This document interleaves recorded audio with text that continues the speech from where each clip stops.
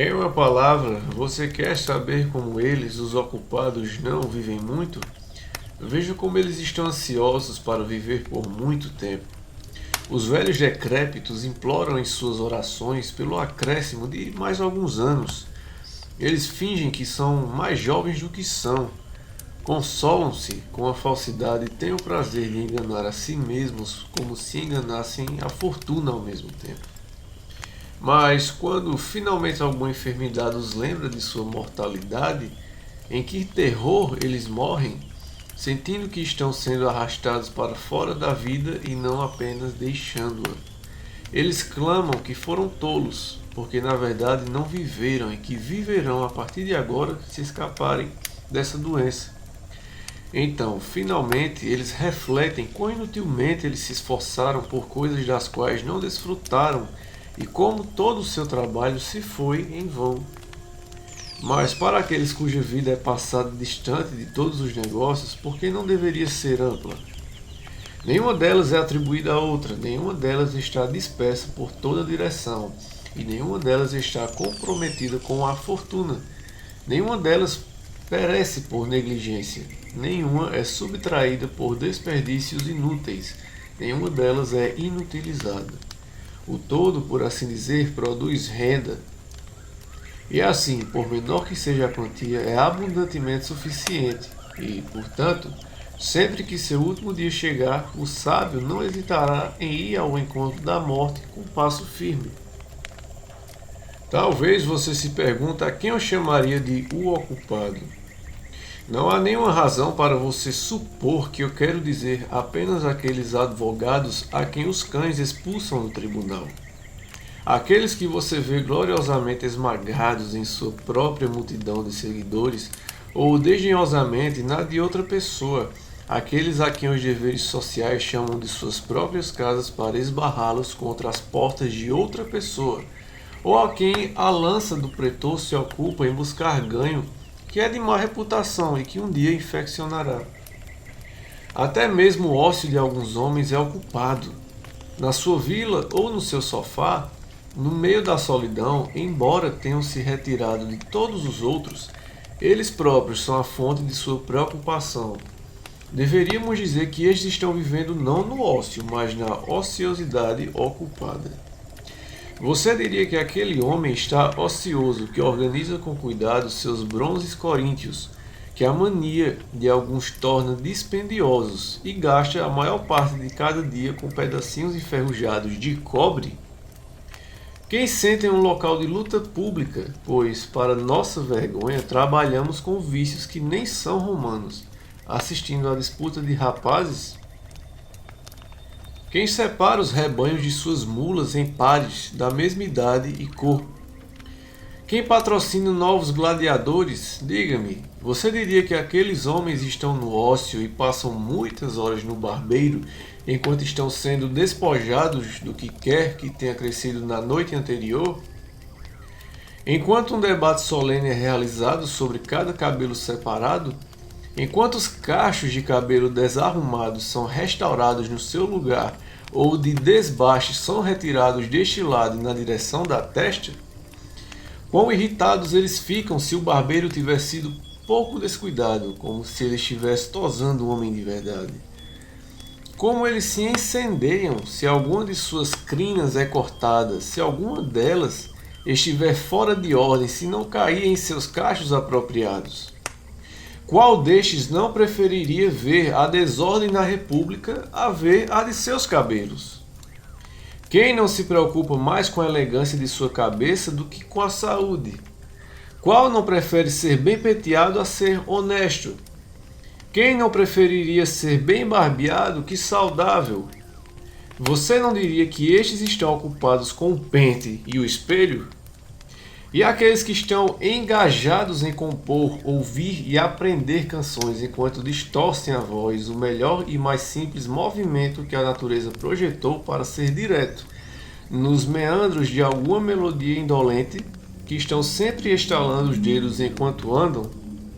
Tempo para alguma música que eles têm em sua cabeça que são ouvidos cantarolando uma melodia quando são convocados para assuntos sérios, muitas vezes até melancólicos? Eles não têm ócio, mas ocupações indolentes. E seus banquetes, o céu sabe.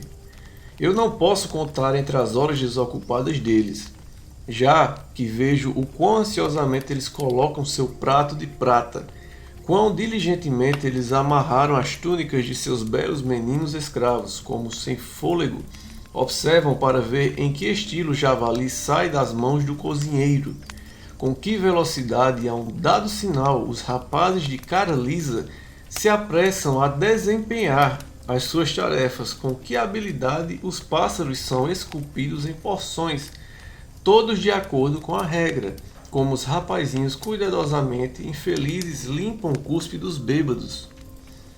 Por tais meios, eles buscam a reputação de serem meticulosos e elegantes, e, a tal ponto, seus males os seguem em todas as privacidades da vida, que não podem comer nem beber sem ostentação.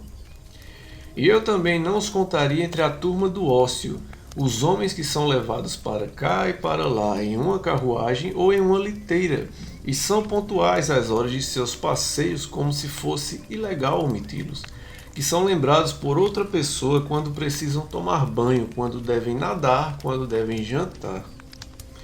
Tão enfraquecidos são eles pela excessiva canseira de uma mente mimada, que não conseguem descobrir sozinhos se estão com fome. Ouvi dizer que uma dessas pessoas mimadas, contanto que você possa chamá-lo de mimo para desaprender os hábitos da vida humana, quando foi levantada pelas mãos do banho e colocada em sua cadeirinha, disse interrogativamente: "Ainda estou sentado?" Você acha que esse homem, que não sabe se está sentado, sabe se está vivo, se vê, se está livre? Acho difícil dizer se teria mais pena dele se ele realmente não soubesse, ou se ele finge não saber disso.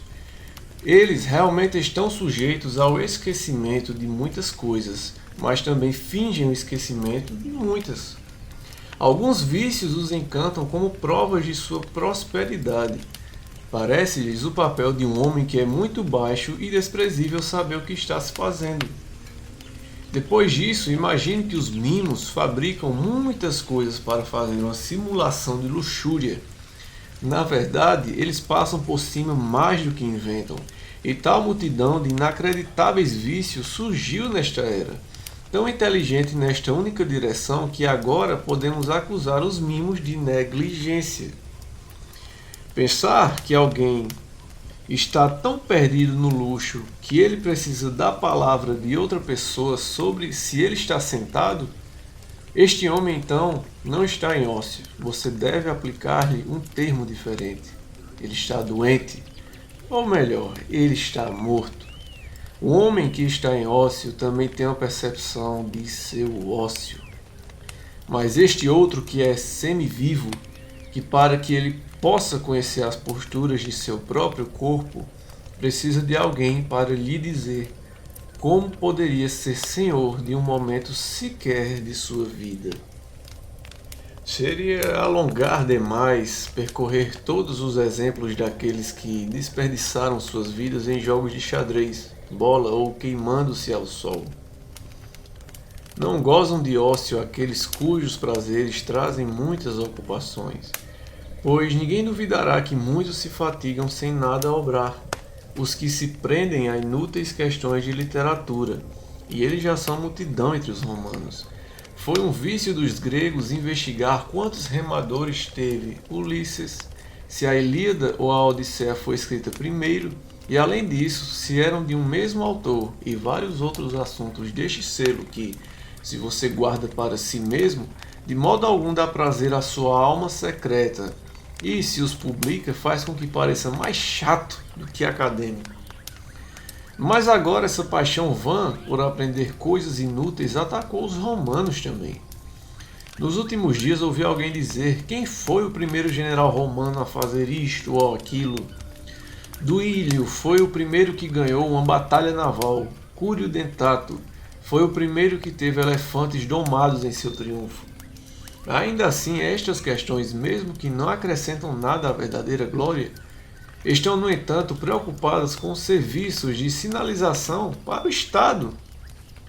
Não haverá lucro em tal conhecimento, no entanto, ganha nossa atenção em razão da atratividade de um sujeito vazio. Podemos desculpar também aqueles que investigam isso, que primeiro induziu os romanos a embarcar no navio. Era Cláudio, e essa era a razão pela qual ele era de sobrenome Caudex, porque entre os antigos uma estrutura formada pela junção de várias tábuas era chamada de Caudex, de onde também as tabelas da lei são chamadas de códices. E na moda antiga, os barcos que transportam suprimentos até o rio Tibre são até hoje codicárias. Sem dúvida, isso também pode ter algum ponto. O fato de que Valério Corvino foi o primeiro a conquistar Messina e foi o primeiro da família dos Valeri a ter o sobrenome Messina, porque foi transferido para si o nome da cidade conquistada e foi mais tarde chamado Messala após a corrupção gradual do nome do discurso popular. Talvez você permita que alguém se interesse também por isso. O fato de que Lúcio Sulla foi o primeiro a exibir leões soltos no circo, embora em outras ocasiões fossem exibidos acorrentados, e que arqueiros foram enviados pelo rei Bolco para exterminá-los? E sem dúvida, isso também pode encontrar alguma desculpa, mas serve a algum propósito útil. Saber que Pompeu foi o primeiro a exibir a matança de 18 elefantes no circo, colocando criminosos contra eles em uma batalha simulada? Ele, um líder do Estado e aquele que, de acordo com o relatório, era notável entre os líderes de antigamente pela bondade de seu coração, considerou um notável tipo de espetáculo matar seres humanos seguindo uma nova moda. Eles lutam até a morte? Isso não é suficiente. Eles estão despedaçados? Isso não é suficiente. Deixe-os serem esmagados por animais de massa monstruosa.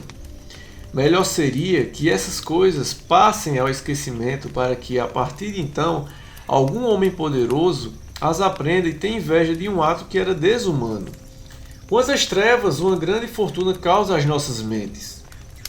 Quando ele estava atirando tropas de seres humanos miseráveis para bestas selvagens nascidas sob um céu estrangeiro, quando ele estava proclamando a guerra entre criaturas tão equiparadas, quando ele estava derramando tanto sangue diante dos olhos do povo romano que logo se viu forçado a derramar mais.